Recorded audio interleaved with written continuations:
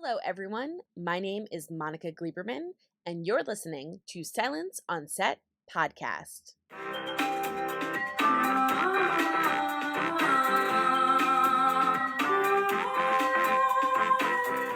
On today's podcast, we have Scott Mann, who's the director of a movie called Fall. It's about two best friends, Becky and Hunter, whose life is all about conquering fears and pushing limits. However, after they climb 2,000 feet to the top of a remote, abandoned radio tower, they find themselves stranded with no way down. So here is Scott Mann telling us how he directed the film and what fans should expect when watching it. How you doing, Monica? I'm good. How are you? I'm good, thank you. Very good. Okay, I have so many questions, so I'll just jump right in. Okay. I want to ask you, as a director, how do you approach a film like this? Because obviously, a majority of it, 90% of it, takes place in one location, and you have to keep people interested in what's going on. So, how do you do that? I think it's an exciting challenge to do that, weirdly. I think, having the simplicity of one kind of conceptual location really kind of makes you think it out properly and not kind of get lost with kind of noise or anything. And I think it also feeds into kind of the central theme, I suppose, of stripping everything right back and saying, okay, what is this and what's most important? So I think it's kind of a challenge to write in a sense, but I think that's also the fun of it, right? And I think just as a central just as that kind of central kind of conceit of having people at height in this jeopardy for the whole movie kind of really, it gives it a long drawn tension that that you can play with in an interesting way. So finding those twists and turns and kind of finding your way through a movie like this in terms of its sequence and structure, so it is thrilling and it keeps you at the edge of the seat and it doesn't ever get boring, is part of the challenge, I think. So so it was a writing challenge, like getting stranded on top of a tower, basically. Well, you did a great job, because when the whole kind of premise starts and then they kind of end up on this tower, I was like, "Ooh, how are they going to do this?" And it was, extremely, I was invested to the last minute. So you guys did such a great job. Thank you. I was curious too. It looks so real. So I wasn't sure if you guys really had, because I'm like, I don't think they had them that high, but maybe. But it looks so. How did you guys work out the maneuvers of the shots and how it looked? Well, you actually nailed it in your answer and your question. We did have them that high is the answer to why it looks that real.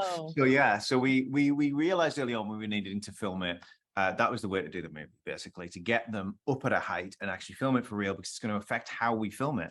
And so we found this incredible location that was essentially like a cliff edge. We built 100-foot tower pieces up there and then kind of put the girls up there. And so we're thousands of feet up and we get all the elements. Like one of the weird moments was when like two planes flew past under us, which was very strange. And I remember us all kind of going, that's weird. It's so it was cool though, like those elements really fed into the movie and it allowed us to capture something. Again, like we were a minimal kind of crew really doing this thing. So we had is some great people and some really good cameras, like IMAX sized filming cameras that were able to capture that location, that scope, and really kind of get everything that was there for real, Okay, so then my next question is, if they're really on top of this tower, first of all, how'd you find the location? And then second, how do you direct in that? Yeah, two great questions. Location took forever to find a location that had all the elements that were needed. So there was an access point up to the top and up to everything, and then a structural place to build the sections of the tower and all these things.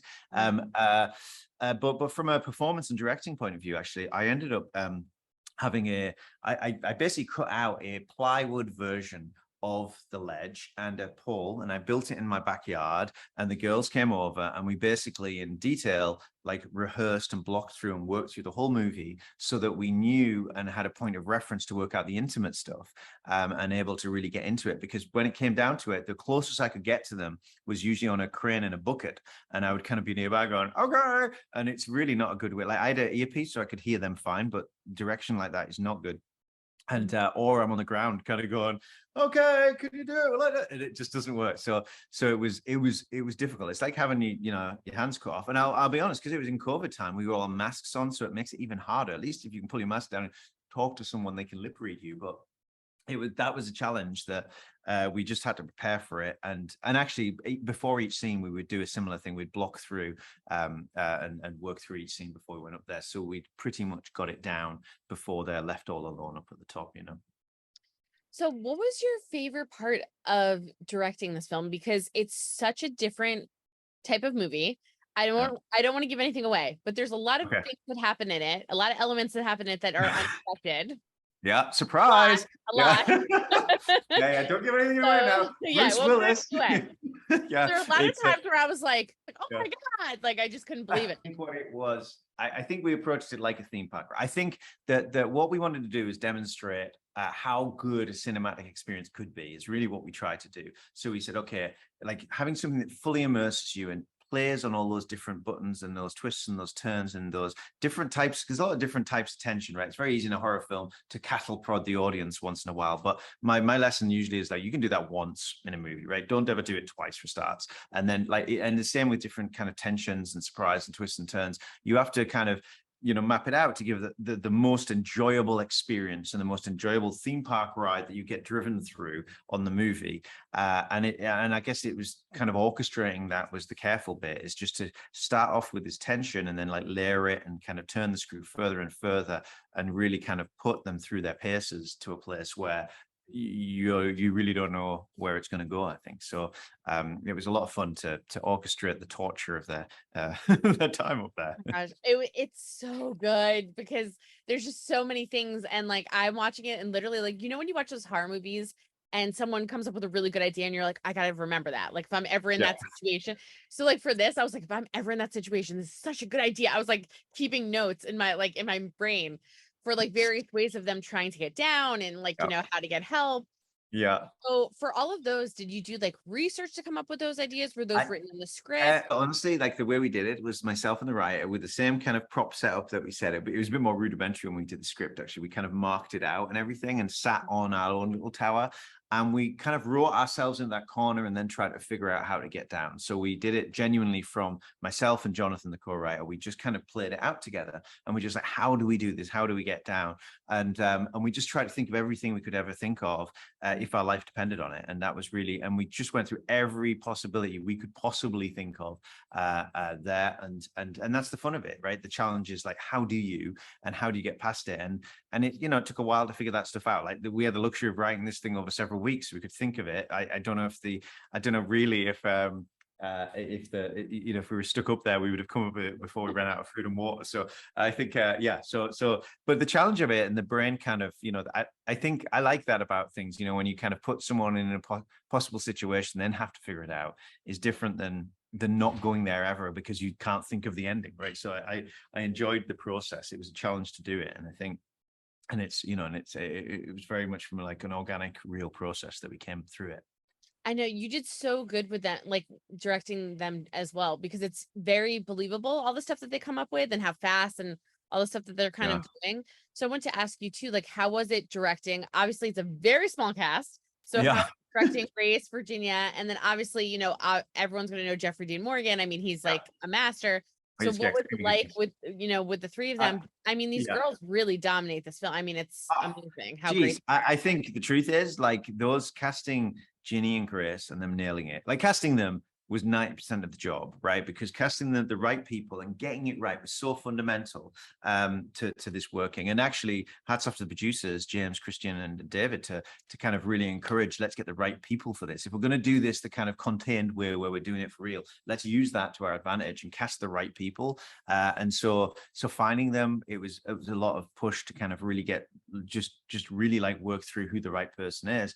And there's a chemistry test that came alive, and they're front and center, literally the whole movie. They carry the whole movie. It's a big weight, and I think they just I love the performance. I think they absolutely nailed the performance. It's so spot on, and the tone of them. You know, they didn't just go 0 to 10.